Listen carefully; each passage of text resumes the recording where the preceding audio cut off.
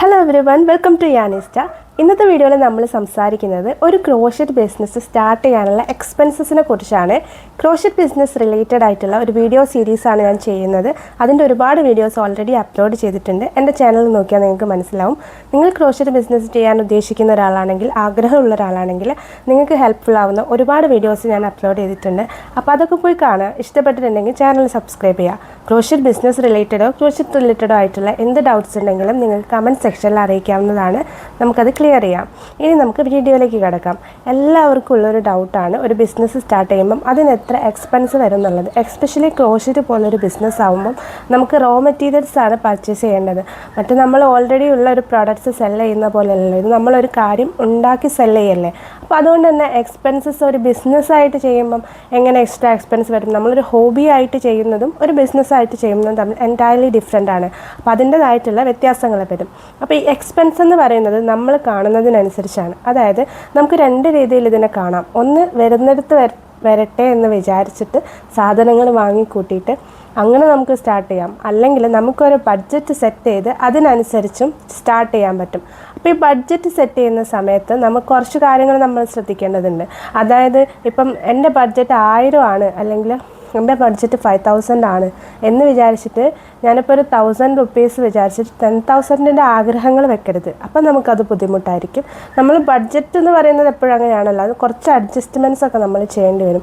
അപ്പം ഞാനിപ്പോൾ ഈ ഒരു വീഡിയോയിലൂടെ ഞാൻ പറയുന്നത് ഒരു 3-4 ടൈപ്സ് ആണ്. അതായത് 3-4 ടൈപ്പ് ഓഫ് ബഡ്ജറ്റ്സ്, ഒരു ഏകദേശം റേഞ്ചിൽ വരുന്ന ബഡ്ജറ്റ്സ്. അപ്പോൾ അതിൽ നിങ്ങൾക്ക് എന്തൊക്കെ അതിൽ ഇൻക്ലൂഡ് ചെയ്യാൻ പറ്റും, എങ്ങനെയൊക്കെ അതൊരു ബിസിനസ്സാക്കി മാറ്റാൻ പറ്റും എന്നതാണ് ഇന്നത്തെ വീഡിയോ. അപ്പോൾ അതിൽ ഫസ്റ്റ് വൺ എന്ന് പറയുന്നത് ഞാൻ ഓൾറെഡി ചെയ്തിട്ടുള്ളൊരു വീഡിയോ ആണ്. നിങ്ങൾ കണ്ടിട്ടുണ്ടെങ്കിൽ നിങ്ങൾക്ക് ഓർമ്മയുണ്ടാവും, അല്ലെങ്കിൽ എൻ്റെ ചാനൽ നോക്കിയാൽ കാണാൻ പറ്റും. 500 റുപ്പീസിന് എങ്ങനെ ക്രോഷറ്റ് ബിസിനസ് സ്റ്റാർട്ട് ചെയ്യാം എന്നുള്ളൊരു വീഡിയോ ഞാൻ ചെയ്തിട്ടുണ്ട്.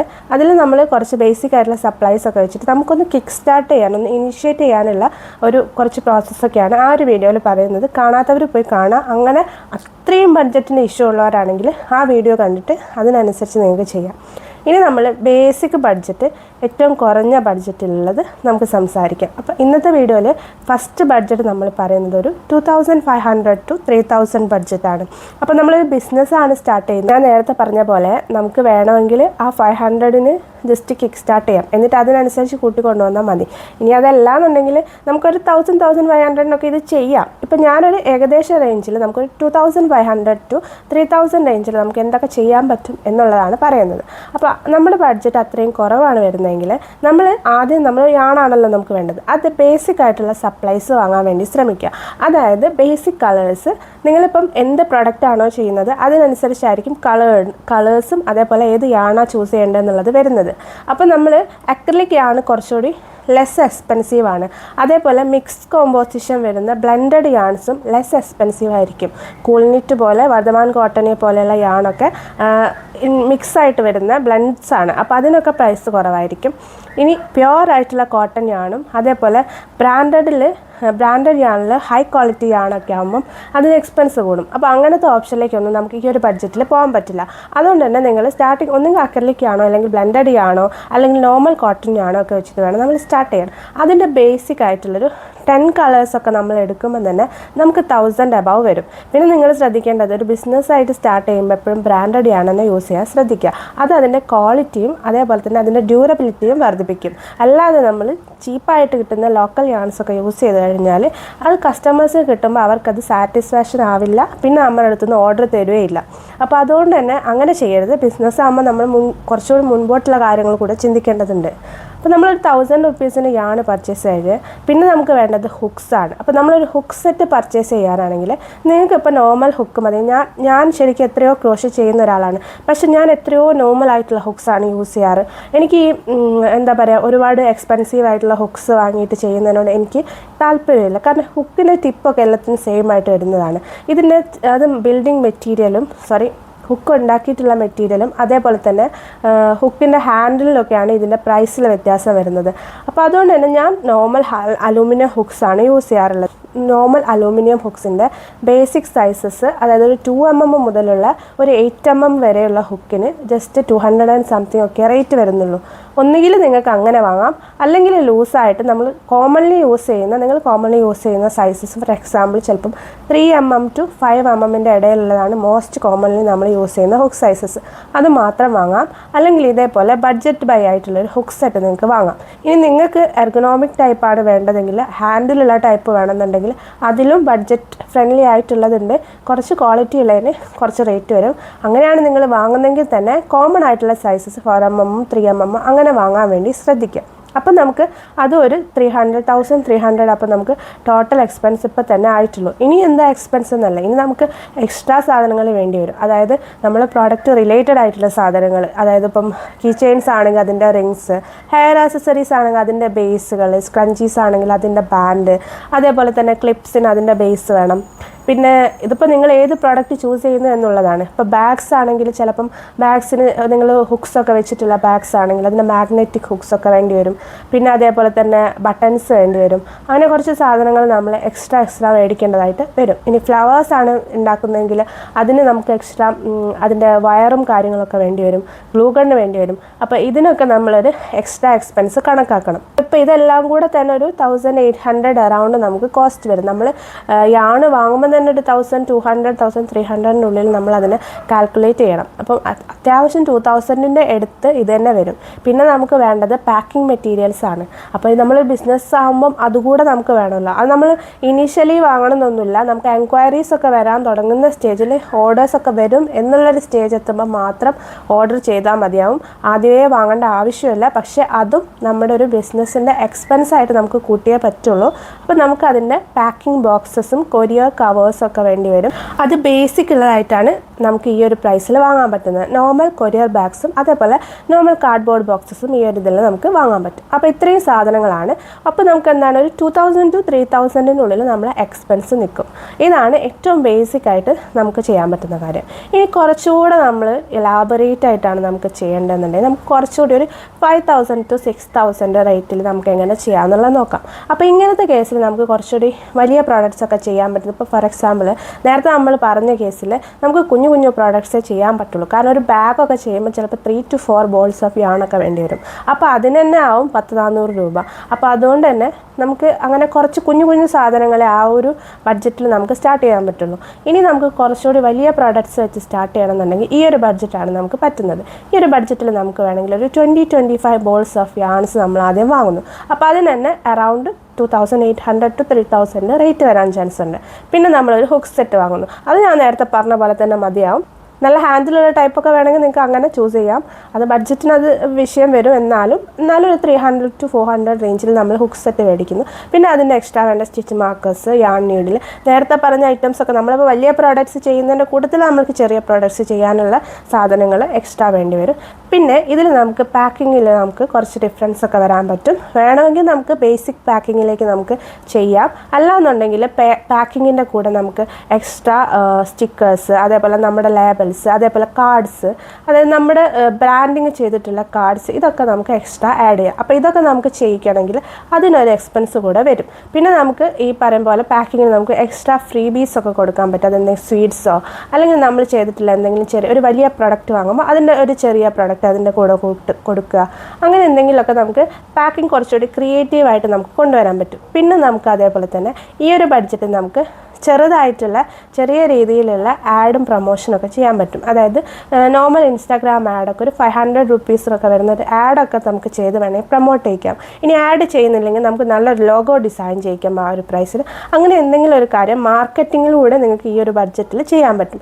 അപ്പോൾ ഇത്രയാണ് ആ ഒരു ബഡ്ജറ്റ് നമുക്ക് ചെയ്യാൻ പറ്റുന്ന കാര്യങ്ങൾ. നമുക്ക് കുറച്ചുകൂടി എക്സ്പെൻസീവ് ആയിട്ടുള്ള ഒരു ബഡ്ജറ്റ് നോക്കാം. അതായത് അറൗണ്ട് ഒരു 10K ഒരു നമ്മൾ ഇൻവെസ്റ്റ് ചെയ്യുകയാണെങ്കിൽ അത് നമുക്ക് എന്തൊക്കെ ചെയ്യാൻ പറ്റും നോക്കാം. അപ്പം നമ്മൾ 10K ആണ് ഇൻവെസ്റ്റ് ചെയ്യാൻ ഉദ്ദേശിക്കുന്നതെങ്കിൽ നമുക്കൊരു അത്യാവശ്യം ഒരു 4000 to 5000 റുപ്പീസ് നമുക്ക് യാൺ തന്നെ മേടിക്കാം. അപ്പോൾ നമുക്ക് ഒരുപാട് ഓപ്ഷൻസ് ഉണ്ടാകും. നമുക്ക് പല വെറൈറ്റീസ് ഓഫ് പ്രോഡക്റ്റ്സ് ചെയ്യാൻ പറ്റും. വലിയ പ്രോഡക്റ്റ്സും ചെറിയ പ്രോഡക്റ്റ്സും സ്വെറ്റേഴ്സും ബാഗ്സും ഒക്കെ നമുക്ക് ചെയ്യാം. അപ്പോൾ ഇത്രയും പ്രോഡക്റ്റ്സ് നമ്മൾ മേടിച്ചു. അത് വേണമെങ്കിൽ നമുക്ക് യാൺ തന്നെ ബേസിക്കിൽ നിൽക്കാതെ കുറച്ച് ഡിഫറൻ്റ് ആയിട്ട് മൾട്ടി കളറി ആണോ, കുറച്ചുകൂടി പ്രൈസ് കൂടുതലുള്ളതാണോ ഒക്കെ നമുക്ക് മേടിക്കാൻ പറ്റും. കുറച്ചുകൂടി ബ്രാൻഡഡ് ആയിട്ടുള്ള നല്ലോണം ബ്രാൻഡിങ് ചെയ്തിട്ടുള്ള യാൺസ് ഒക്കെ നമുക്ക് വാങ്ങാം. അതേപോലെ ഒരു ഹുക്ക് സെറ്റ് വാങ്ങാം. പിന്നെ അതിൻ്റെ ബാക്കിയുള്ള പ്രോഡക്റ്റ്സ് ഒക്കെ നമുക്ക് എന്തായാലും എല്ലാത്തിലും ഒരേപോലെയാണ് വരുന്നത്. ഇത് റിലേറ്റഡ് റോ മെറ്റീരിയൽസ് ഉണ്ടാവില്ല, അതിൻ്റെ ബേസ് കാര്യങ്ങളൊക്കെ. അതെ, പിന്നെ stitch markers and yarn needles ഒക്കെ. അപ്പോൾ അതൊക്കെ എല്ലാവരും വാങ്ങേണ്ടതാണ്. അങ്ങനെ ചെയ്യാം. പിന്നെ ഞാൻ പറഞ്ഞ പോലെ പാക്കിങ് വരുന്ന സമയത്ത് പാക്കിങ് നമുക്ക് നല്ല കാർഡ്ബോർഡ് ബോക്സസും കൊറിയർ ബാഗ്സ് ഒക്കെ കോമൺ ആണ്. അതേപോലെ ബ്രാൻഡിങ് ചെയ്തിട്ടുള്ള എക്സ്ട്രാ സ്റ്റിക്കേഴ്സ്, അതേപോലെ തന്നെ നമ്മൾ താങ്ക് യു കാർഡ്സ്, പിന്നെ അങ്ങനത്തെ കാര്യങ്ങളൊക്കെ നമുക്ക് പാക്കിങ്ങിൽ. പിന്നെ ക്രിയേറ്റീവായിട്ട് പല സാധനങ്ങൾ നമുക്ക് റാപ്പ് ചെയ്യാം, അതായത് പേപ്പർ റാപ്പിങ് ചെയ്യാം. അങ്ങനത്തെ പാക്കിംഗ് ഒക്കെ നമുക്ക് പരീക്ഷിക്കാൻ പറ്റും. പിന്നെ നമുക്ക് മാർക്കറ്റിങ്ങിന് ഒരു ഇൻവെസ്റ്റ്മെൻറ്റ് ചെയ്യാൻ പറ്റും. അപ്പോൾ മാർക്കറ്റിംഗ് വളരെ ഇമ്പോർട്ടൻ്റ് ആണ് ഇന്നത്തെ ഒരു പരിതസ്ഥിതി വെച്ച് നോക്കുമ്പം. എക്സ്പെഷ്യലി ക്രോഷറ്റ് പോലൊരു ബിസിനസ് എന്ന് പറയുന്നത് ആളുകളെ നിത്യോപയോഗ ആവശ്യമായിട്ടുള്ളൊരു സാധനം അല്ല. നമ്മളിപ്പോൾ ഒരു ഡ്രസ്സാണ്, ഒരു ബുട്ടീക്കാണെങ്കിൽ അല്ലെങ്കിൽ ഒരു ജ്വല്ലറി ഷോപ്പാണെങ്കിൽ അതുപോലെ ഒന്നുമല്ല ക്രോഷറ്റ്. ഇതൊരു ഓപ്ഷണൽ ആയിട്ടുള്ള സാധനമാണ് ക്രോഷറ്റ് എന്ന് പറയുന്നത്. അതായത് ആളുകൾ ഇഷ്ടം കൊണ്ട് വാങ്ങുന്ന ഒരു പ്രൊഡക്റ്റാണ്, അല്ലാണ്ട് ആവശ്യം കൊണ്ട് വാങ്ങുന്ന ഒരു പ്രൊഡക്റ്റ് അല്ല.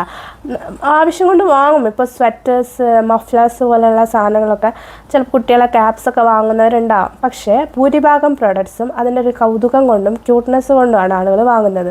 അതുകൊണ്ട് തന്നെ അതിൻ്റെ ഇമ്പോർട്ടൻ്റ് ആയിട്ടുള്ളൊരു കാര്യം മാർക്കറ്റിംഗ് ആണ്. അപ്പോൾ ഈ ഒരു മാർക്കറ്റിങ്ങിന് വേണ്ടി നമുക്കൊരു എമൗണ്ട് ഇൻവെസ്റ്റ് ചെയ്യാൻ പറ്റും. അത് നമുക്ക് പല രീതിയിൽ ചെയ്യാൻ പറ്റും. ഒന്നാമത് നമുക്ക് ആഡ്സ് റൺ ചെയ്യാൻ പറ്റും. സോഷ്യൽ മീഡിയ ആഡ്സ്, ഫേസ്ബുക്കിലും ഇൻസ്റ്റഗ്രാമിലൊക്കെ ആഡ്സ് റൺ ചെയ്യാൻ പറ്റും. പിന്നെ നമുക്ക് കൊളാബറേഷൻസ് ചെയ്യാൻ പറ്റും. ഇൻഫ്ലുവൻസേഴ്സ് വഴി അവർക്ക് പേയ്മെൻറ്റ് ചെയ്തിട്ട് നമ്മുടെ പ്രൊഡക്റ്റ് പേജ് ഇൻട്രൊഡ്യൂസ് ചെയ്യുക, അല്ലെങ്കിൽ നമ്മളെ പ്രോഡക്റ്റ്സ് അവരെ കൊണ്ട് റിവ്യൂ ചെയ്യിക്കുക. ഇങ്ങനത്തെ കാര്യങ്ങളൊക്കെ നമുക്ക് ചെയ്യാൻ പറ്റും. അപ്പോൾ അതിന് നമുക്ക് അറൗണ്ട് ഒരു 10K എങ്കിലും നമുക്ക് ഇനീഷ്യൽ ബഡ്ജറ്റ് ആവശ്യമായിട്ട് വരും. ഇതാണ് അടുത്തൊരു മെത്തേഡ് എന്ന് പറയുന്നത്. ഇനി നമുക്ക് ഏറ്റവും ഒടുവിലൊരു മെത്തേഡ് എന്ന് പറയുന്നത് ദ മോസ്റ്റ് എക്സ്പെൻസീവ് മെത്തേഡാണ്. അതായത് നിങ്ങൾ ഇതിനൊരു സീരിയസ് ബിസിനസ്സായിട്ട് കൺസിഡർ ചെയ്തിട്ട് ഇതിനെ ഒരു നെക്സ്റ്റ് ലെവലിലേക്ക് കൊണ്ടുപോകുന്ന ഒരു സിറ്റുവേഷൻ വരുമ്പോൾ നമുക്ക് ചെയ്യാൻ പറ്റുന്ന ഒരു ബിസിനസ്. നിങ്ങൾ സ്വന്തമായിട്ടല്ല ഉണ്ടാവുക, നിങ്ങൾക്ക് എക്സ്ട്രാ സ്റ്റാഫ്സ് ഒക്കെ വേണം. അതായത് നമ്മൾ കൂടിയ രീതിയിൽ പ്രൊഡക്ഷൻ ചെയ്യുന്നു, അല്ലെങ്കിൽ നമ്മൾ കൂടിയ രീതിയിൽ പ്രൊഡക്ഷൻ ചെയ്യാനുള്ള ആളുകളെ കണ്ടെത്തുന്നു എന്നുള്ളതാണ് ഈ ഒരു മെത്തേഡ്. അതായത് നമ്മൾ മറ്റുള്ളവരുടെ അടുത്ത് നിന്ന് പ്രൊഡക്ട്സ് മേടിക്കുക, അല്ലെങ്കിൽ നമ്മളെ കീഴിൽ തന്നെ വർക്കേഴ്സിനെ വെച്ചിട്ടോ അല്ലെങ്കിൽ സ്റ്റാഫ്സിനെ വെച്ചിട്ടോ നമുക്ക് ക്രോഷറ്റ് പ്രോഡക്ട്സ് ഉണ്ടാക്കാൻ പറ്റും. അങ്ങനെ ചെയ്ത് കഴിഞ്ഞാൽ നമുക്ക് ഒറ്റയടിക്ക് കുറേ പ്രോഡക്ട്സ് വരും. അപ്പം നമ്മൾ ഒരുപാട് പ്രോഡക്റ്റ്സ് വരുമ്പോൾ പെട്ടെന്ന് റീച്ച് വരും, പെട്ടെന്ന് നമ്മുടെ ബിസിനസ്സിലേക്ക് ആളുകളെത്തും. അങ്ങനെ ചെയ്യുന്ന ഒരുപാട് പേജസ് ഉണ്ട്, ഇന്ത്യയിൽ തന്നെ ഒരുപാട് പേജസ് ഉണ്ട്. അവരെല്ലാവരും ഒറ്റയ്ക്ക് ചെയ്യുന്നു എന്നല്ല, ഒരുപാട് സ്റ്റാഫ്സ് ഉണ്ടാവും. ഒന്നുകിൽ സ്റ്റാഫ്സ് വഴി അവർക്ക് പ്രോഡക്റ്റ്സ് കിട്ടും, അല്ലാതെ പല സംസ്ഥാനങ്ങളിൽ പല ജില്ലകളിലായിട്ട് ജീവിക്കുന്നവർ അവരുടെ പ്രോഡക്റ്റ്സ് ഇവർക്ക് കൊടുക്കും.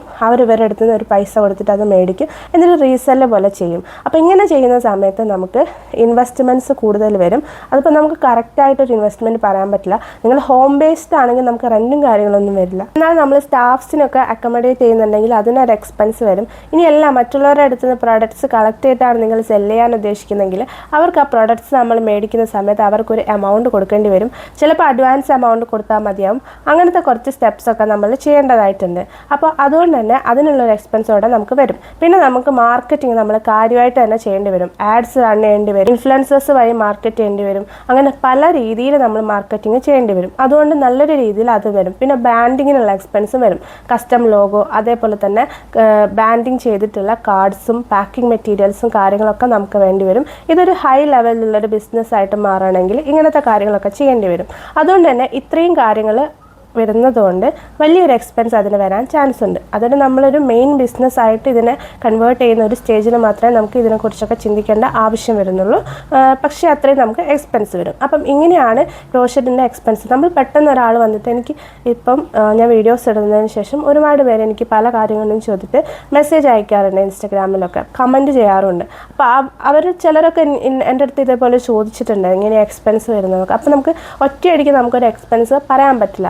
നമ്മുടെ ആവശ്യം അനുസരിച്ചാണ് എക്സ്പെൻസ് വരുന്നത്. എങ്ങനെയാണ് നമ്മൾ ഈ ബിസിനസ്സിനെ മുന്നോട്ട് കൊണ്ടുപോകാൻ ഉദ്ദേശിക്കുന്നത്, എങ്ങനെയാണ് നമ്മൾ പ്രൊഡക്ട്സ് ഉണ്ടാക്കുന്നത്, അതിനനുസരിച്ച് മീൻസ് നമുക്കൊരു ബഡ്ജറ്റ് വെച്ചിട്ട് നമുക്ക് ചെയ്യാൻ പറ്റുന്നൊരു കാര്യമാണിത്. ഒരു സ്പെസിഫിക് ആയിട്ടൊരു എക്സ്പെൻസ് നമുക്ക് പറയാൻ പറ്റില്ല. അപ്പോൾ അതുകൊണ്ടാണ് ഞാൻ ഇങ്ങനൊരു വീഡിയോ ചെയ്യാൻ കാരണം. അപ്പോൾ ഈ വീഡിയോ നിങ്ങൾക്ക് ഇഷ്ടപ്പെട്ടു എന്ന് ഞാൻ വിചാരിക്കുന്നു. ഇതേപോലുള്ള ക്രോഷറ്റ് ബിസിനസ് റിലേറ്റഡ് ആയിട്ടുള്ള വീഡിയോസും ക്രോഷറ്റ് റിലേറ്റഡ് വീഡിയോസൊക്കെ കാണാൻ വേണ്ടി എൻ്റെ ചാനൽ സബ്സ്ക്രൈബ് ചെയ്യുക. നോട്ടിഫിക്കേഷൻ കിട്ടാൻ ബെൽ ബട്ടൺ കൂടെ എനാബിൾ ചെയ്യുക. അപ്പോൾ വീണ്ടും നല്ലൊരു വീഡിയോ ആയിട്ട് കാണുന്നവരേക്കും ബൈ. Thank you.